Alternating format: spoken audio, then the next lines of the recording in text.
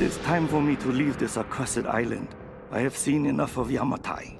I cannot explain the power the Sun Queen wields, but it is not of this earthly plane. As I suspected, she knew my intent the moment I set foot on this island.